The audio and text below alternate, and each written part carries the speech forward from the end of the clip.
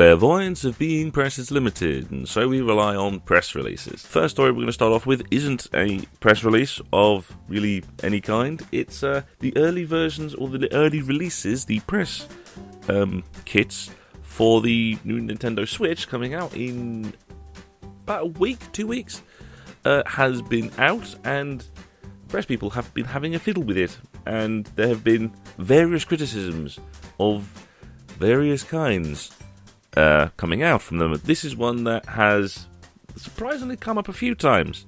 I'm just using Porygon as an example. The first time I heard of it was from Bernie Burns from Rooster Teeth, who talked about it, and that is that the Joy-Con controllers, the wrist strap for the Joy-Con controllers, you can put them in the wrong way round, which can cause them to stick and be a pain in the ass to get out, which, well, it's a very big frustration, and it's quite surprising that you're able to put them in wrong, especially considering they're supposed to be the wrist strap for the motion controller. So then comes news, again, that has been very public, that many outlets have been talking about. Just using here this is the Express as the example, and that is some of the games that are going to be coming out on the Switch are going to be portable only, which means you can't put it, you have to play it on the tablet. It's a tablet game, which is, for one, unsurprising. From all the things that Nintendo has been saying, they've been trying to push the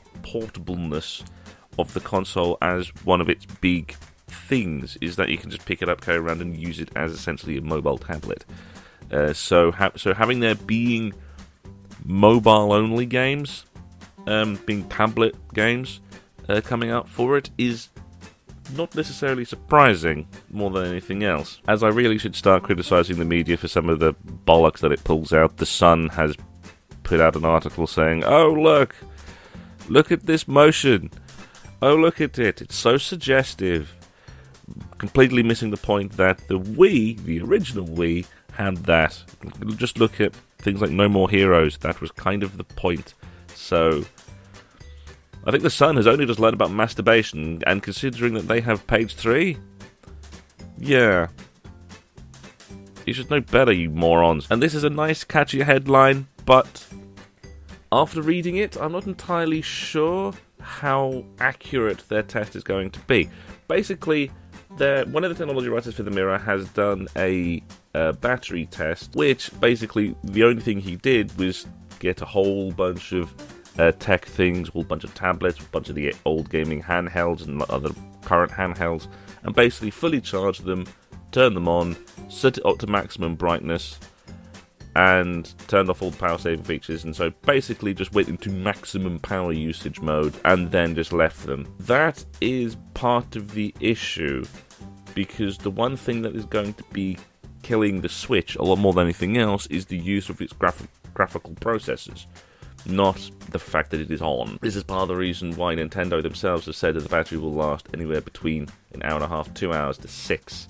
It's a big variance, because playing a tablet game isn't going to consume that much power. Playing Zelda will.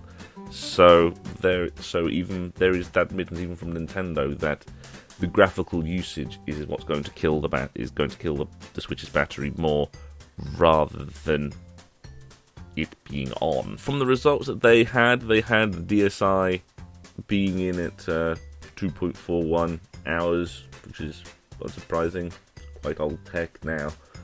They've got the 3DS, the iPod Touch, the 2DS, the Game Boy Advance SP, the iPad Air, the new 3DS, which is not surprising. There's a whole bunch of versions of DS out. DS Lite, PSP, Game Boy Advance Micro, the Vita, the Switch coming in at 5.2 hours, which comes in line for what Nintendo was saying about having their around a maximum of 6 hours power life.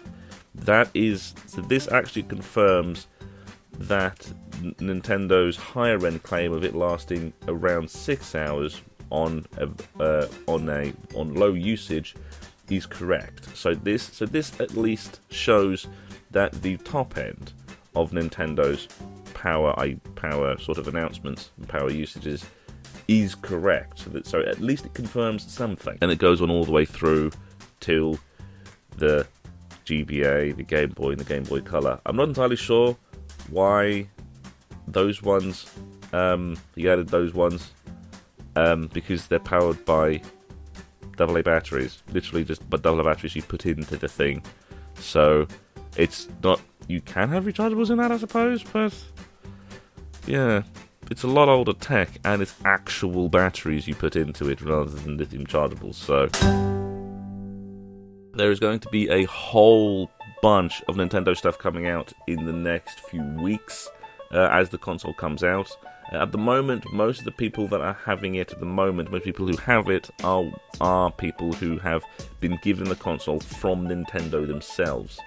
So that is something to always keep in mind. Moving on to emails, we have one from CCP, it's the people who make the Eve games, as they have announced Sparc, a full-body virtual sport. And as they say here, it's the first completely original IP that is completely detached from Eve. It's CCP for the first time making something that isn't Eve related. Quite surprising more than anything else. Eve has a very dedicated fan base, as you may have noticed in the previous talks when they have things like Project Discovery. So it's quite surprising that they're actually diversifying their portfolio, to use the most ponciest of phrases. As it says here, Sparc skill-based full-body gameplay makes for a fast-paced and fun physical sport. Players use their motion controllers to throw projectiles at their opponents from a distance and in turn defend themselves by dodging, blocking or deflecting the incoming attacks.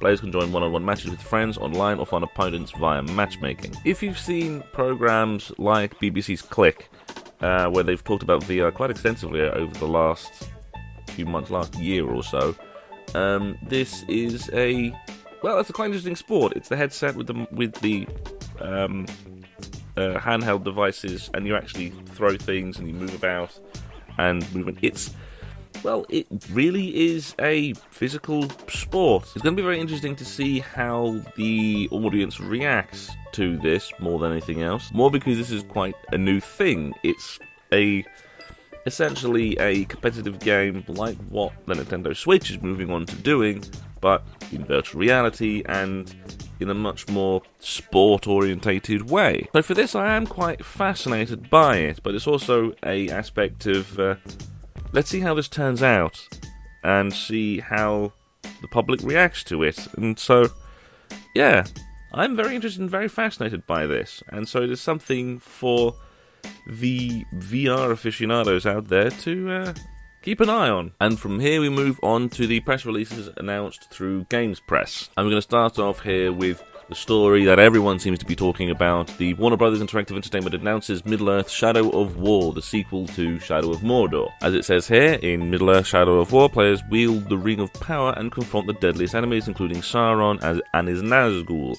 In the monumental battle for Middle-earth, the open-world action-adventure game is brought to life through the expansion of the award-winning Nemesis system. The robust personalization of the game is now applied to the entire world, where the environments and characters are all shaped by the player actions and decisions, creating a personal world unique to every gameplay experience.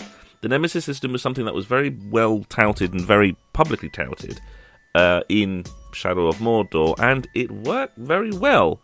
It had its limitations, as everything has, but seeing an expansion to it will be quite interesting and quite remarkable, and having the Nemesis system essentially connected to everything, to the play environment as well, will make things rather interesting. It will make the choices that the people have to make of playing the enemies off each other and who to get rid of much more considered. It's going to be very interesting to see how it connects and to see what they mean by brought to life through the expansion of it, and how it connects to the environments. As they go on to say, Shadow of War will be available for Xbox One, Project Scorpio, Windows PC, then through the store and on Steam, PS4 and the Pro, at the beginning of August 25th. For the last story we're going to talk about BAFTA and the Young Game Designers Award competition and the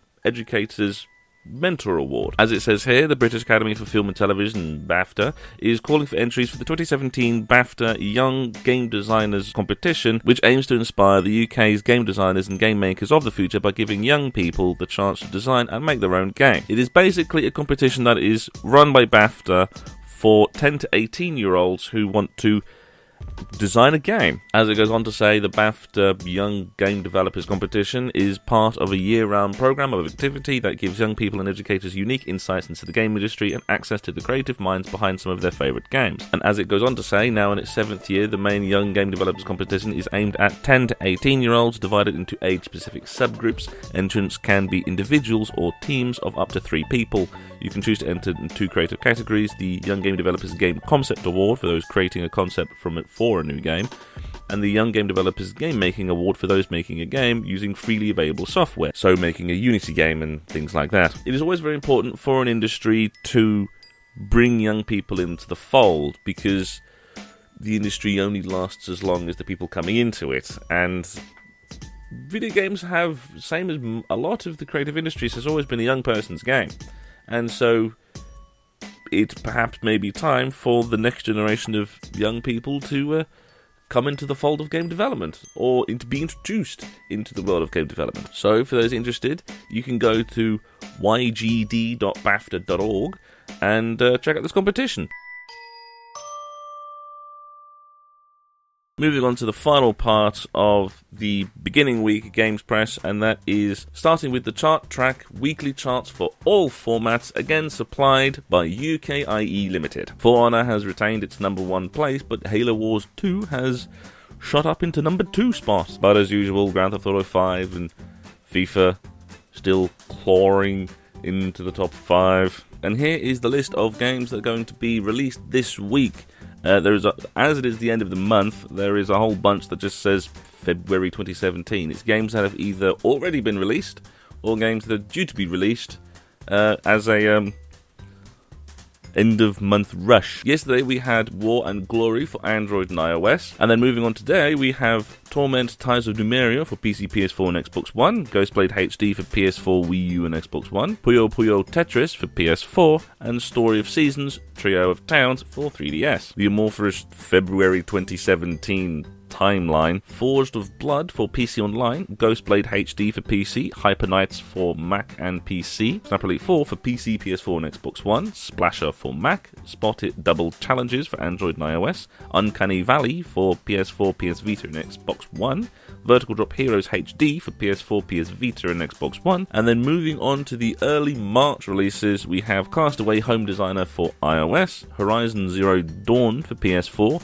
Dirt Rally for Linux, Walls and Balls for Android, 1-2 Switch for the Nintendo Switch, Kidoo A Relentless Quest for iOS, Super Blackjack Battle 2 Turbo Edition for PC, Legend of Zelda Breath of the Wild for the Nintendo Switch and the Wii U, and World Rally Championship 6 for PC Online, PS4 and Xbox One. I hope you found this video informative, and if you did, please consider giving it a like and subscribing to the channel for more, and I will see you on Friday for the next Press Rush.